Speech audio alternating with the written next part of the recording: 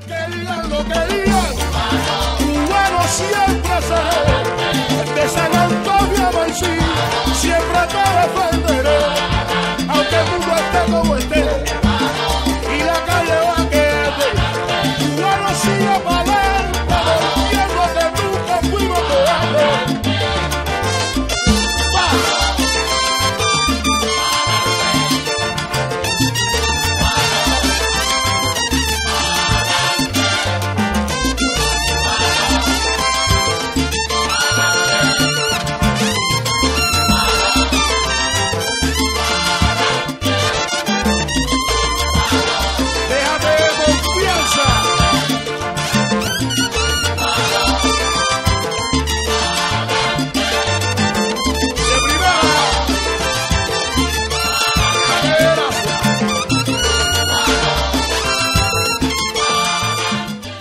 Ante todo, como siempre, un saludo a todos nuestros seguidores y a aquellas personas que se hayan decidido por escuchar.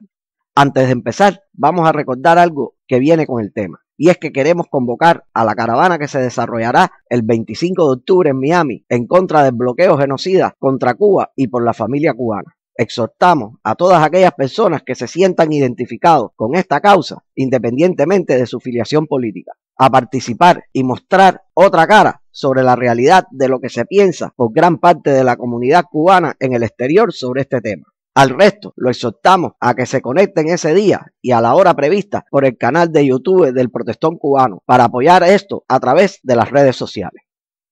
Hablar del bloqueo contra Cuba, una medida despiadada del gobierno de los Estados Unidos contra la isla, impuesto hace ya 61 años en un material de entre 15 y 30 minutos, es una tarea titánica, principalmente porque al tratar de comprimir la información siempre se quedará mucho por decir. Pero bueno, no obstante, vamos a tratar de desarrollar nuestro tema e invitar a los que nos escuchen a que sigan el sinnúmero de información que hay en las redes sociales, tanto en sitios del gobierno cubano como en otros internacionales. Y esperemos que por lo menos nuestro intento ayude a aquellos que no dominan el tema para que puedan llevarse una idea de lo que queremos transmitir. Primeramente, queremos expresar que para el desarrollo de este material no vamos a entrar en la disputa de si estamos ante la presencia de un bloqueo o un embargo. Llámele usted como quiera. En este caso, trataremos de adentrarnos en la génesis y particularidades de esta medida arbitraria, despiadada y genocida del gobierno de los Estados Unidos contra Cuba. Pero no obstante, nosotros vamos a llamarle bloqueo. Cuando hablamos de este tipo de política contra Cuba, siempre nos referimos a lo que pasó después del triunfo de la revolución. Y es verdad que aquí se consolidó y recrudeció una medida que de una u otra forma no es nueva para el país. Claro que puede que éstas hayan tenido otros matices, pero en su esencia tenían el mismo fin de intervención en los asuntos internos del país y vamos a ejemplificar algunas. Durante la guerra hispano-estadounidense, en noviembre de 1898, se decretó por parte de los Estados Unidos el bloqueo naval a la isla de Cuba, sin que mediara declaración de guerra alguna. Posterior a esto, sucedió el hundimiento del Maine y la intervención directa en la isla. De la misma forma, durante las guerras de liberación se bloquearon armas, suministros y dinero que se enviarían desde los Estados Unidos para las fuerzas mambisas. Y en 1898, las fuerzas militares norteamericanas bloquearon la entrada de estos en Santiago de Cuba, asegurando así su intervención y toma de la isla. Por otro lado, el 14 de marzo de 1958 se le impuso un bloqueo sobre la venta de armas al régimen dictatorial de Fulgencio Batista. Claro que esto no era más que una forma de garantizar que las armas que existieran en el país no fueran a pasar a manos del proceso revolucionario cubano, cuya victoria ya era inminente. Ya en 1959, en las altas esferas del gobierno norteamericano, existieron criterios de utilizar este tipo de mecanismos como elemento de presión ante las leyes que aprobaba el gobierno revolucionario. En la 411 reunión del Consejo de Seguridad Nacional, el 25 de junio, el secretario de Estado en funciones, Christian Herter, manifestó que los intereses de negocio en Cuba clamaban por acciones económicas contra el régimen. En ese primer año, aun cuando no existieron disposiciones gubernamentales, varias compañías asumieron posiciones que obstaculizaban las actividades que se desarrollaban en el país. Ejemplo de esto lo es la cancelación de 15 millones que ya estaban suscritos en bonos por parte de la empresa matriz de la Compañía Cubana de Electricidad. En febrero de 1960 comenzaron las acciones gubernamentales con la revocación por parte del Departamento de Comercio de las licencias para exportar helicópteros a Cuba, seguido en junio por la comunicación de las principales empresas norteamericanas de no enviar más petróleo a la isla, siguiendo esto la prohibición de refinar el proveniente de la Unión Soviética. El 4 de julio se tomó la medida de rebajar 700.000 toneladas de la cuota cubana de azúcar y el 11 de julio el presidente Eisenhower anunciaría la concesión de un préstamo de 500 millones para el desarrollo económico de América Latina, del cual excluyó a Cuba. Posterior a esto, se tomaron otras medidas que pusieron de manifiesto la posición norteamericana y entre las que se encontraban el retiro de la embajada de Cuba en ese país, prohibición de embarque de mercancías hacia la isla y se declaró ilegal la venta, transferencia o contratación de cualquier barco norteamericano al gobierno o ciudadano de la isla. El 31 de marzo de 1961 se suspende la cuota azucarera cubana y el 19 de agosto se aprobó la suspensión de ayuda a todo país latinoamericano que colaborase con Cuba. A partir de aquí se agudizó la campaña económica contra Cuba con la aplicación el 3 de febrero de 1962 de la Ley de Comercio con el Enemigo, aprobándose el decreto presidencial 3447 que invocaba la seguridad nacional y hemisférica contra nuestro país. Este mismo año, y debido a presiones sobre gobiernos latinoamericanos, Cuba es expulsada de la OEA. El 8 de julio de 1963, el gobierno de Estados Unidos decretó la congelación de todos los bienes cubanos en ese país y la prohibición de transferencia de dólares a Cuba por terceros países, a lo que se añadían otras medidas extraterritoriales prohibitivas con relación al comercio con el país. De esta manera, comenzó oficialmente el bloqueo económico a Cuba. Como parte de la continuidad de las presiones del gobierno de Estados Unidos, la OEA impuso el 26 de julio de 1964 sanciones multilaterales contra Cuba, las cuales fueron acatadas en mayor o menor medida por los países miembros. Posterior a este año, se siguieron ejecutando diferentes sanciones o tomando medidas que dificultaron operaciones comerciales en el mundo. A tenor de esto, el país, como medida para mitigar las situaciones existentes en este sentido, ingresa el 11 de julio de 1972 al CAME. El 19 de abril de 1982, el presidente Reagan reinstauró el embargo comercial a la isla, medida que fue modificada hasta convertirse en la normativa actual sobre los viajes de ciudadanos norteamericanos a Cuba. Esta ley no prohíbe los viajes a la isla por sí misma, pero al hacer ilegal la realización de transacciones, se hace imposible la ejecución de los mismos.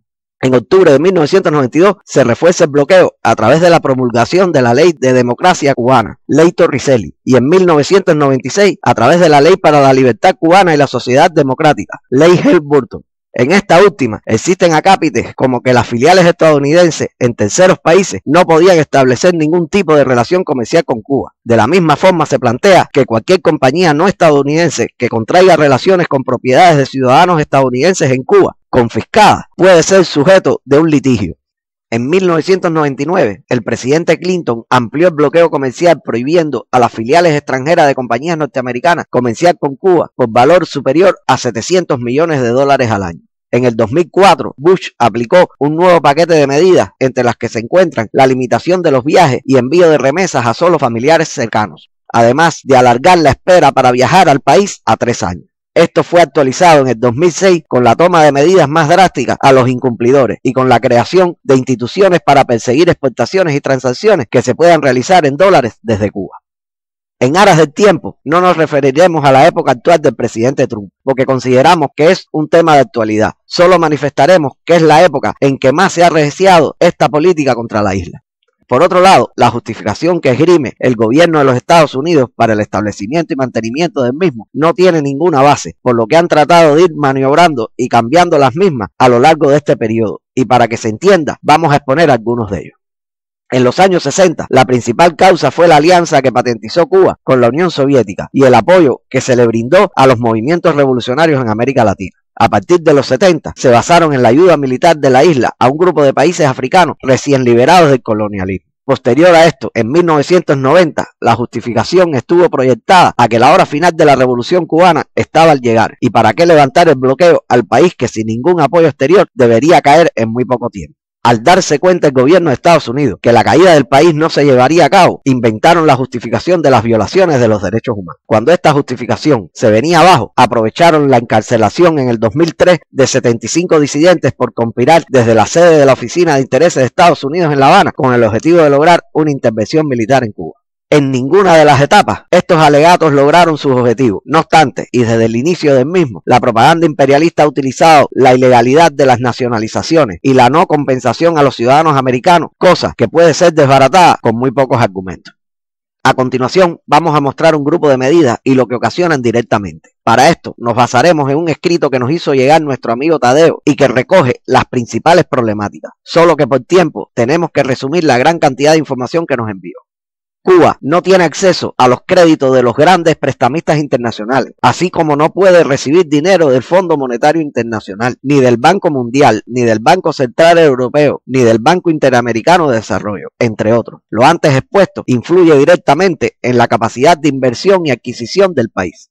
Estados Unidos prohíbe por ley que sus ciudadanos puedan viajar a Cuba como turistas. Por este concepto, alrededor de 3 millones de norteamericanos no pueden viajar a nuestro país, lo que considerando que un turista dejase como ganancia $1.000, el Estado cubano ha dejado de ingresar 3.000 millones de dólares anuales por este concepto. Estados Unidos no compra nada que esté fabricado con más del 30% del níquel o cobalto cubano. Esto trae consigo que ninguna compañía o industria mundial quiera comprar estos minerales. Para contrarrestar esta situación, el país se vio en la obligación de poner el negocio minero en manos de una compañía foránea, lo que ha ocasionado que el país dejara de ingresar 1.700 millones de dólares al año. Por la ley americana, los barcos de cualquier país del mundo que toquen puerto cubano deben esperar 180 días para poder tocar puerto norteamericano. Debido a esto, del total de navíos que utilizan las aguas del Mar Caribe, solo el 5% se atreven a atracar en puertos del país, lo que entorpece el libre traslado de mercancías hacia y desde el país. En no pocas ocasiones, Cuba ha tenido que pagar grandes sumas de dinero solo por la utilización de algún barco e incluso ha tenido que comprarlo. Las pérdidas por este concepto son realmente incalculables, pero crean que están por encima de los 1.000 millones anuales. Estados Unidos impide que sus empresas, un aproximado de 50.000, puedan comerciar o tener relaciones contractuales con Cuba. De la misma forma, la isla no puede vender a ese país sus productos, perdiendo un mercado de 300 millones de personas. Las pérdidas por este concepto se han calculado en 2.000 millones de dólares al año. Estados Unidos prohíbe a los bancos de cualquier lugar del mundo a que muevan efectivo cubano y a los que se atreven a hacerlo son multados con altas sumas. Esto ha producido pérdidas incalculables al país, así como impide llevar a cabo operaciones comerciales que implican este tipo de operación financiera. De la misma forma, ha traído como consecuencia la necesidad de comerciar con dinero en efectivo, lo que ha propiciado el desvío de grandes cantidades de dinero por parte de las personas inescrupulosas que han tenido que manipularlo.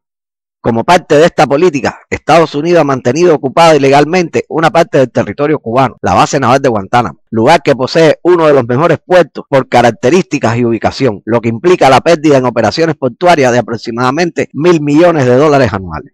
Debido a la hostilidad norteamericana, una pequeña isla como Cuba se ha visto obligada a tener un ejército suficiente, preparado y armado, con un gasto aproximado de 150.000 millones de dólares. En otras circunstancias, gran parte de este efectivo pudiera haber sido utilizado en el desarrollo del país. Los deportistas que quieran jugar en ligas norteamericanas no pueden residir en el país, lo que hace que los interesados deban abandonar el mismo. De la misma forma, no se permite al país recibir los premios ganados en competencias donde estén involucrados el staff de dirección de profesionales de los Estados Unidos.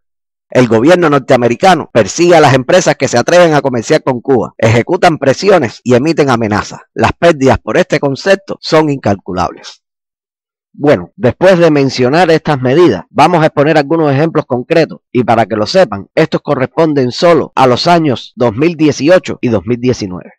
El Centro de Ingeniería Genética y Biotecnología dejó de recibir aproximadamente 103 millones de dólares por el impedimento de exportar el medicamento Everprot P hacia Estados Unidos.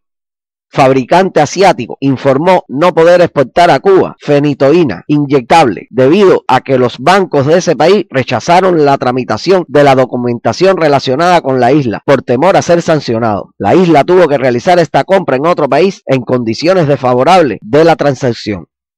La empresa Labiofan se vio afectada en producir 78 millones de tabletas de Nutriforte, ya que el banco de la firma que vendía a Cuba la materia prima vitamina A para ese medicamento se negó a recibir el pago proveniente de Cuba por las consecuencias del bloqueo. A finales del 2018, ETEXA recibió una carta del director jurídico de la asociación GSM que anunciaba la suspensión de la membresía de Cuba en dicha organización debido a la obligación del cumplimiento de la ley de los Estados Unidos con respecto a las relaciones comerciales con la isla. A la empresa holandesa Samen, principal suministradora de partes y piezas a los astilleros de Santiago de Cuba, le fue prohibida vender a Cuba los suministros necesarios para la reparación y mantenimiento de las embarcaciones. La aerolínea española Air Europa se abstuvo de concretar el acuerdo de código compartido y cumplimentar los compromisos contraídos con Cubana de Aviación en tanto opere con la línea Boeing, cuya flota es fabricada en Estados Unidos. La empresa mixta Moa Nickel S.A. sufrió daños a la producción de 40 toneladas de sulfuro de níquel y cobalto, debido a que los dos principales fabricantes de partes y piezas para el proceso productivo se retiraron del contrato por haber sido absorbidos por una compañía de Estados Unidos. En septiembre y noviembre de 2018 se firmaron contratos para el suministro adicional de la turbina de la termoeléctrica Antonio Guiteras y para la modernización de la planta eléctrica Pico Santa Marta. El 5 de febrero de 2019 se recibió notificación del Centennial Bank de los Estados Unidos en la que informaba que teniendo en cuenta el título 3 de la ley Helms-Burton no se hace efectivo el financiamiento para este contrato. Las pérdidas al comercio exterior por concepto de imposibilidad de acceso al mercado estadounidense, utilización de intermediarios, encarecimiento de las mercancías, incremento de fletes y seguros, incremento del costo de financiamiento, prohibición de utilizar el dólar y costos adicionales por operaciones a través de terceros, comisiones bancarias, modalidades especiales de instrumentos de pago, cobros retenidos, rupturas de contratos, entre otras, ascendieron en el 2019 a 2.896.5 millones de dólares. En abril del 2019, directivos de la Corporación Nacional de Petróleo, Gas y Metal de Japón trasladaron a la embajada cubana en ese país la decisión de 3 de sus empresas de cancelar su participación en un proyecto conjunto de estudios geoquímicos para la posible explotación de un bloque petrolero, teniendo en cuenta la participación de estas en contratos con Estados Unidos y la posibilidad de perder los mismos. El 17 de diciembre de 2018, la entidad bancaria de Malasia, MyBank, notificó a ciudadanos cubanos sobre el cierre de su cuenta tras recibir instrucciones como resultado de las regulaciones del bloqueo. Como esto, hay innumerables ejemplos, los cuales agreden tanto al gobierno cubano como a empresarios y organizaciones de todos los países del mundo, incluyendo a los Estados Unidos. Por otro lado, y para finalizar el desarrollo de nuestro tema, vamos a poner un ejemplo de lo que pudiera hacer Cuba si contara con la posibilidad de acceso a este dinero. Y para ello, volvemos a referirnos a parte de lo que nos remitió nuestro amigo Tadeo. Si Cuba pudiera acceder e invertir 500.000 millones de dólares, pudiera lograr lo siguiente. Construcción y puesta en marcha de un servicio de metro en La Habana, 10.000 millones. Construcción y puesta en marcha de un servicio de metro en Santiago de Cuba, 10.000 millones. Modernizar la autopista y carreteras para trasladarse a lo largo y ancho del país, 20.000 millones. Sistema ferroviario de larga, mediana y corta distancia, 40.000 millones. Un barrio moderno en cada una de las 169 ciudades cubanas, 150.000 millones. Desarrollo de una ganadería suficiente, 20.000 millones. Desarrollo de una agricultura sostenible, 20.000 millones. Desarrollo de una marina mercante de calidad, 50.000 millones. Desarrollo de la aviación cubana, 50.000 millones. Desarrollo de la energía renovable. Se pudieran por este concepto construir 3 parques eólicos de 160 megawatts y 130 parques fotovoltaicos de 10 megawatts, 20.000 millones. Restauración del casco histórico de la ciudad, 10.000 millones. Restauración de todos los hospitales y escuelas del país, 10.000 millones. Volver a elevar el salario de los trabajadores, 20.000 millones. Pago de la deuda externa, 30.000 millones. Y creación de un fondo para solventar crisis o solucionar problemas creados por catástrofes climatológicas, 40.000 millones. Bueno, señores, esperamos que lo tratado hasta aquí haya podido mostrarles lo que tratábamos de expresar sobre estas problemáticas. Estamos conscientes que para poder abarcar toda la realidad al respecto necesitaríamos unos cuantos programas más. Reiteramos un fuerte saludo a todos y nos despedimos hasta la próxima.